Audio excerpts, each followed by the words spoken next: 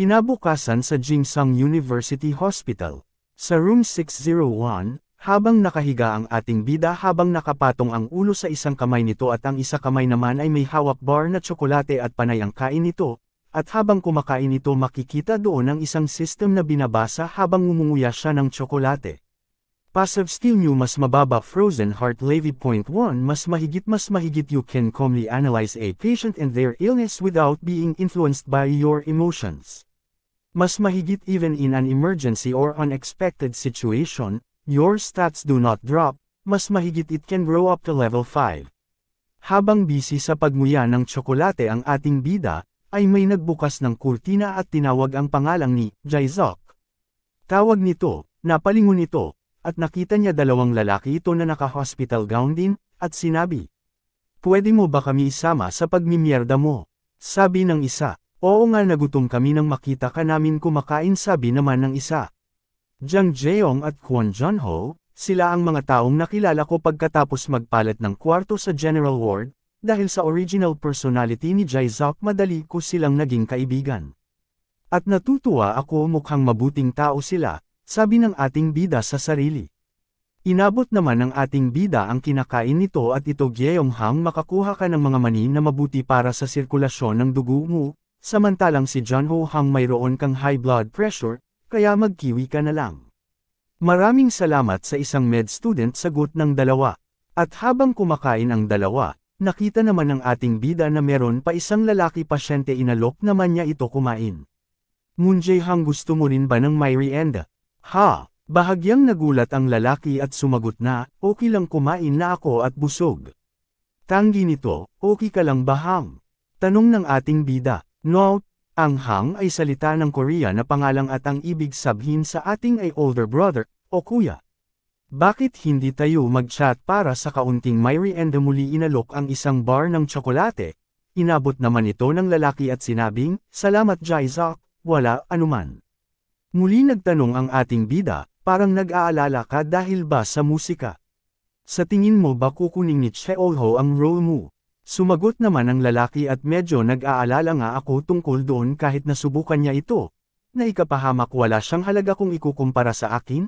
Biglang naisip ng ating bida ang dahilan nito, inuunat niya ang hintuturo nito at sinabi, "Dahil ba sa operasyon?"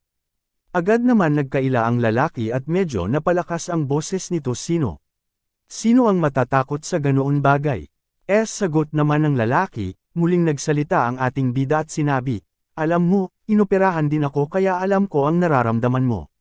Ngunit ang Thoracic Surgery Department ng Jingsang University ay kabilang sa nangungunang sa 5 bansa, kaya huwag mag-alala. Sigurado akong nag-aalala ka tungkol sa pagkawala ng anesthesia sa panahon ng operasyon, o kahit na posibleng mamatay dahil sa pagkakamali. Yay! Sigaw ng lalaki na parang hindi nagustuhan ang sinabi ng ating bida. Ito ay hindi isang mahirap na pamamaraan, at ang kawalan ng pakiramdam ay mabilis na nawawala sa panahon ng operasyon, kaya huwag mag-alala. At kung nag-aalala ka pa rin, isipin mo ako, ayos lang ako, kahit na ilipat na sa akin ang puso ng ibang tao. Tumingin ang lalaki at ngumiti ito, at sinabi, "Sa tingin ko may punto ka." Sagot nito ng nakatawa, at biglang may lumabas ang system. Nakakuha ka ng bagong kasanayan, at aktibong kasanayan bagong mas mababa encouragement levy. Isa mas mahigit maaari mong inangat ang damdamin ng isang pasyente o medikal na workout, immunity, paglaban, at pagbabagong buhay gamit ang mga salitang hari. Mas mahigit kung mas mataas ang antas, maaari nitong itaas ang iba pang mga halaga, gayon din ang pagtaas nito ng mas malaking halaga. Mas mahigit maaari itong lumaki hanggang sa antas 5, muli nagsalita ang lalaki. "Maraming salamat Jaizok, medyo gumaan ang pakiramdam ko." Muli lumabas ang system. "Would you like to use your encouragement skill?" Hinawakan ng ating bida ang balikat ng lalaki at "Magiging okay lang yan, Hang." Muling nagbasa ang system. The recipient of the encouragement feels uplifted. Their immunity, resistance, and regeneration increases slightly. Tumawa ang lalaki at sinabi sa ating bida, Oo nga, hindi ko rin alam kung bakit ako nag-aalala ng sobra, tungkol sa isang minor na operasyon. Salamat Jaizok." Muli nag-pop up ang system. The recipient has a much firmer will for life. Hindi alam ng lalaki na nababasa ng ating bida ang mga system na lumalabas siya lang ang nakakabasa at nakakakita nito, samantala sa isang kwarto sa hallway makikita doon ang ating bida na parang irritable ito. Sabi nito sa sarili puwey. Nagugulat ako, hindi ko akalain na gagalaw mag-isa ang katawan ko. Para makapagbigay ng ganang taos-pusong pagbibigay ng payo o simpatsya na natural, isa ba ito epekto na ugali ni Jae-suk? Habang inis na inis ito sa gilid ng kama, muli may narinig na boses ito. Status window anyway, sabi nito, muli lumabas ang system, job specialization, power 4/3 passive skills ay Hippocrates, LV, 1/3 in use, kaya hindi lahat ng bagay ay may kinalaman sa medical. Naglakad ito habang naririnig ang boses na hawak pa ang kinakain na tsokolate. Napalingon ito nang mapansin niya ang babaeng nurse na nakatayo at nakaharap sa ibang direksyon. Okay lang kaya siya kani-kanina lang sabi ng boses, sige nga oras na para subukan ng bago kong kakayahan bulong ni Jae-suk. Nag-isip ito kung paano lalapitin ang babaeng nurse nag-practice pa ito. Hello, ang cute mo. Hello, hi ang cute mo talaga. Sabi ng system, encouragement LV.1, skill activated. Sinabunutan nito ang sarili, gumalaw na naman ng kusa ang katawan ko ano ba? Ito, hindi ko ito gagamitin kung alam kong ito ay ganitong uri ng skill. Inis nitong sabi sa sarili na parang mangiyak-ngiyak, parang naramdaman ng nurse na hindi ito nag-iisa lumingon ito na parang at napatawa ito sa itsura ng ating bida. Hahaha anong nangyari sa'yo? Bakit ganyan itsura mo? Lumabas ang system, critical encouragement occurred. Immunity, resistance and regeneration greatly increased. Lumapit ang babae at nagtanong ito. May kailangan ka ba? Isinenyas ang kamay ng ating bida na mumula ito sa hiyaat. Wala ako kailangan, at bigla itong tumalikod at sinabi huwag kang mag-alala. At napatanga naman ang babaeng nurse, nang mapag-isa ang ating bida na paluhod ito. Masyadong kritikal iyan, ngunit sa palagay ko ay naiintindihan ko kung paano na ito gamitin. Ang mga kasanayan na ito ay maaaring makuha sa iba't ibang paraan, at hindi dapat palaging isang medikal na aksyon. Maaari rin ako makakuha ng iba't ibang mga kasanayan sa ibang mga pagkakataon. Mga salitang sinasabi niya habang hawak ang baba na nag-iisip, muli pumikit ito at naisip kanina nung kaharap ang nurse, cutie pie Choi Jae-suk, nakakainis. Samantala kinabukasan nag-aayos ng damit ang ating bida at sinabi discharge ka na ba nagseselos ako? Kailangan kong pumunta kapag kailangan mong pumunta. Sabi ng ating bida sa lalaki mataba, sagot ng lalaki sana kunin na rin ako pakiramdam ko masyadong masikip dito, magaling ako sa lahat. Ang operasyon ko ay matagumpay, kaya malusog na ako at okay na ako ngayon, nasusuka na ako sa hospital. Sabi ng lalaki, sagot naman ng ating bida sinasadya mo ba sabihin yan? Ano? Sagot ng lalaki, paano mo nalaman yan? Nagsalikop ng dalawang kamay ang ating bida bago sumagot. Narinig ko nagbubulungan kayo kagabi. Ano? Ginawa ko nagtataka ang lalaki na napakamot ito ng ulo. Nagpatuloy sa pagsasalita ang ating bida, nagsisinungaling ka, kapag shine check up ka sa umaga, ang mga doktor ay hindi mga Diyos, mayroon nilang mga bagay na malalaman lamang nila kung sasabihin sa kanila ng isang pasyente. Kailangan mong maging tapat hanggat maaari sa iyong kasalukuyang karamdaman upang mas mabilis kang makabawi. Ang paggamot ay hindi nangyayari sa doktor lamang, ang pasyente ay kailangan makapagtulungan sa kanila, nagtataka man hindi nakakibo ang lalaki. Pero sumagot ito at sinabi sa ating bida na mas masahol ka pa sa asawa ko. Siyempre doktor ako, bagaman, sa totoo lang, salamat sa kasanayan na ito. Sumagot ang lalaki na nakatawa na pakamot ito sa ulo na parang nahihiya. Sige, pare, gagawin ko ang sinabi mo. At nag-pop up ang system. Mas mababa passive skill mas mahigit ay 1/3, in use, understand a patient's condition. Habang nag-uusap ang dalawang lalaki bigla bumukas ang pinto at may pumasok na isang maganda babae, nagulat ang mga ito. Nandito ka ba ng maaga dahay? Tanong ng lalaki kausap ng ating bida, napatingin ang ating bida at agad ito nagpakilala. Oh first time tayo nagkita diba?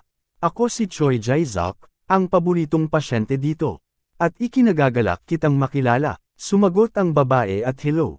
Kumain ka na ba? Opo sagot ng babae. Dahay, gusto ng papa mo ng orange juice, pwede bang? Pinutol ng babae ang sasabihin, at hindi mo ba kayang kumuha ng sarili mo?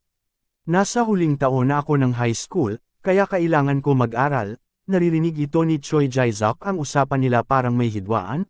Bulong nito, sandali lang naman ito, sabi ng ama ng babae, at bigla inagaw ang pera sa kamay nito. Fine. Sagot ng babae, umalis ito at vlog. Padabog senarya ang pinto. Napatingin ang dalawa sa pinto. Lumapit ang ating bida. So nasa third year high school na pala siya.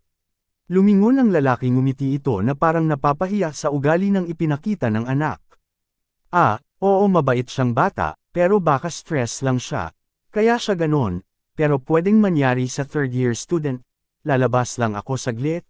Nagmapag-isa si Choi Jae-seok. Moon Jae-hang, nagpakatatay siya sa kabila ng itsura niya. Hindi ko pa siya nakita ganito kalungkot, iniisip ko kung okay lang siya. Nagtimbang ito at 72 kilo. Hindi ako makapaniwala na nadagdagan ako ng 5 kilo. Biglang sumulpat ang nurse at sinabing ang iyong timbang ay normal at considering ang iyong taas. Nagulat ang ating bida. Nurse. Humarap ang nurse at sinabi ang napansin kay Choi Jae-seok. Ikaw ay tila isang ganap na bagong tao pagkatapos ng iyong operation, natutuwa ako. Siyempre nagbago ako, sagot ni Choi Jae-seok. Pasensya na dahil dito nagbago ako. Sabay turo sa pusong inoperahan. Samantala sa lobby ng hospital, maraming pasyente na naglalakad at mga doktor. Nandoon ang anak ng lalaki na may dalang bote ng orange juice, tinawag ito ng ating bida. Dahay napalingon ito at kinausap ng ating bida.